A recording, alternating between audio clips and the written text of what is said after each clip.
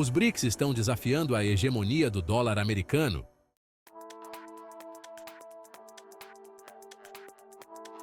Ao que parece, os BRICS estão a construir uma infraestrutura de pagamento baseada em blockchain e em novas tecnologias que irá ofuscar cada vez mais o dólar nos próximos anos. Vejamos. Os que se opõem ao país mais capitalista do mundo, os BRICS são também alguns dos maiores parceiros dos Estados Unidos, como a Índia, que promove o movimento diretamente para as suas refinarias. Depois, vemos a nova guerra comercial entre a China e a União Europeia, que já começou há cerca de 2 meses. Mas atenção que, mais uma vez, corremos o risco de perder muita competitividade e o empobrecimento da população em geral já está em curso.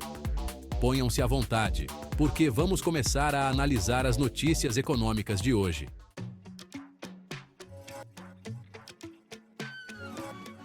Comecemos então por falar do que os BRICS, o bloco econômico emergente que está a agitar o G7 para impulsionar o processo de desdolarização e dar um pontapé no domínio dos EUA, no que estão a fazer nos bastidores. O objetivo é desenvolver uma infraestrutura financeira que aproveite as modernas tecnologias digitais, incluindo a cadeia de blocos, para facilitar as transações independentemente dos sistemas bancários tradicionais e, especialmente, do dólar. Este novo sistema de pagamentos pretende ser eficiente, conveniente e livre de influências políticas, garantindo simultaneamente a segurança e a soberania econômica dos países emergentes. O conglomerado dos BRICS quer reforçar a todo o custo o seu papel no sistema monetário e financeiro internacional e, para sair dele, estão a conceber um plano para explorar a cadeia de blocos e as moedas digitais.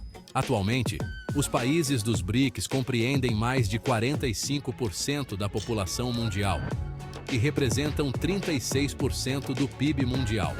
Ajustado à paridade do poder de compra, este hipotético sistema de pagamento, quando estiver operacional, será uma das maiores plataformas baseadas em blockchain alguma vez criadas, uma vez que servirá centenas de milhões de cidadãos em 10 países, embora nada se saiba ainda sobre o seu funcionamento específico.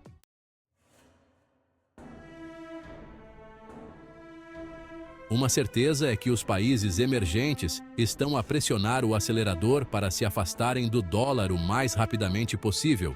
Mesmo a Índia, que se orgulha de excelentes relações com os SQUA, está a fazê-lo. Na verdade, a Índia está a pedir às refinarias estatais que paguem as importações de petróleo em rúpias. Para ser mais preciso, o Banco de Reserva da Índia exigiu que as principais refinarias pagassem em rúpias pelo menos 10% das importações de petróleo bruto de fornecedores do Golfo Pérsico. Esta medida visa promover a moeda indiana no comércio internacional e reduzir a dependência do dólar americano. O governo indiano receia que a crescente procura de energia no país exerça uma pressão descendente sobre a rúpia e, por conseguinte, pretende utilizar o aumento do consumo em seu benefício, reforçando a moeda nacional. Quando falamos dos maiores importadores de petróleo, a Índia é um ciclope em termos de dimensão. De acordo com a Agência Internacional da Energia, a procura de petróleo por parte da Índia atingirá 6,6 milhões de barris por dia até 2030, representando a principal fonte de crescimento da procura global entre 2023 e 2030. No entanto, esta não é a primeira vez que o gigante asiático toma uma iniciativa deste tipo. A Índia fez o seu primeiro pagamento significativo de petróleo em rúpias em agosto de 2023, quando comprou 1 milhão de barris aos Emirados Árabes Unidos, um dos principais aliados dos EUA no Médio Oriente. Agora, porém, os Emirados são membros dos BRICS, o que os encoraja a seguir o exemplo dos seus camaradas e a abandonar a utilização do dólar sempre que possível.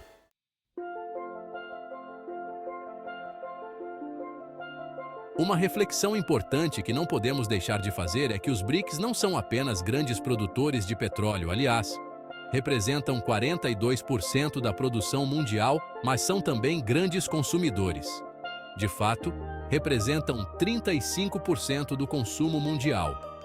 No entanto, a sua produção é superior à sua procura interna, pelo que, mesmo que todos os países do bloco fossem sancionados pelos IRUSARWA e perdessem o acesso ao dólar, não entrariam em colapso. Poderiam efetuar transações em moedas locais e teriam a energia disponível para fazer funcionar as suas economias. Este é o poder da desdolarização e da criação de um mundo multipolar mais equitativo.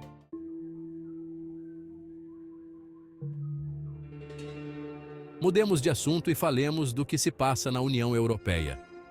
Neste momento histórico, nós, na zona euro, estamos bastante desesperados, confessemo-lo, e quando nos apercebemos de que as coisas não estão a correr exatamente como gostaríamos, arriscamo-nos a cometer erros fatais. Na nossa opinião, a Europa está prestes a cometer um erro grave, que pode desencadear uma perigosa guerra comercial com a China. O que nos está a levar cada vez mais para baixo é que, em vez de nos preocuparmos em resolver os nossos problemas energéticos, que são bastante preocupantes, estamos a arriscar uma dissociação do nosso principal parceiro comercial.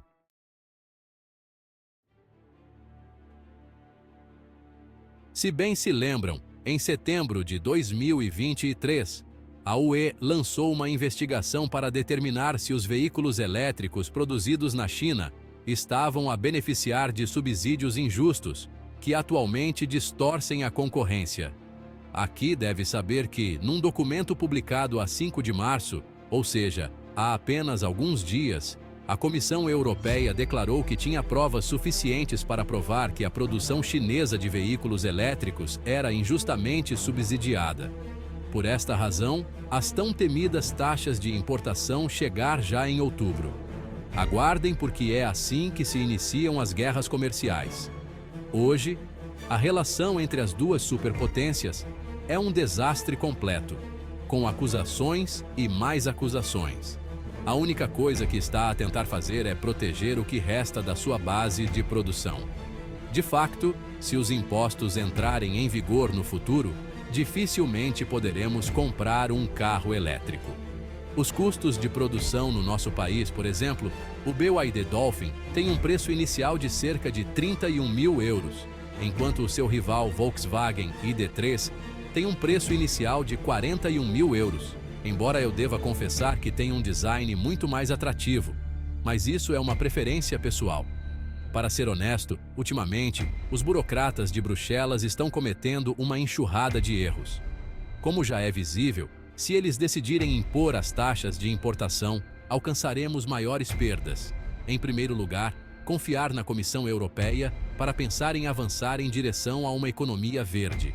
Se você quiser tirar de seus cidadãos a única possibilidade que eles têm de passar para a elétrica sem gastar um olho na cara. Analisando isso, é absurdo. Pensando em resolver a pergunta declarando taxas e mais taxas sobre as importações, em vez de dar um passo à frente, daremos 2 para trás.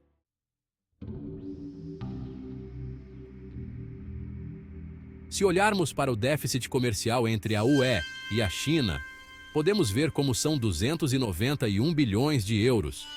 Estamos falando de uma figura monstruosa que nos mostra como somos altamente dependentes do parceiro asiático, à medida que importamos muito mais do que nós exportamos para a China.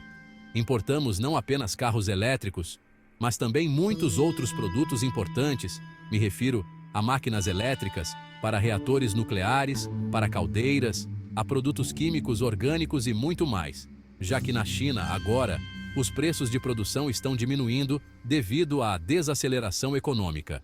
Podemos comprá-los a um preço com desconto, ajudando a inflação a esfriar e a impedir um colapso do nosso setor econômico. Imagine se a China introduzisse as suas taxas de importações ou limitações nesses ativos. Os custos de importação na Europa aumentariam e quem pagaria as consequências seria muito mais a nossa economia, na minha opinião, do que a deles.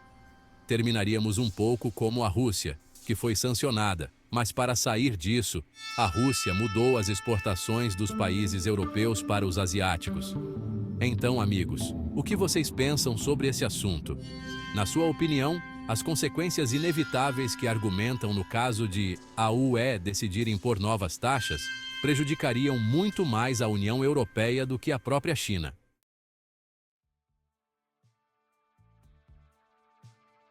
Muito obrigado por terem assistido até aqui. Se gostaram deste vídeo, deixem um like e se inscrevam no canal.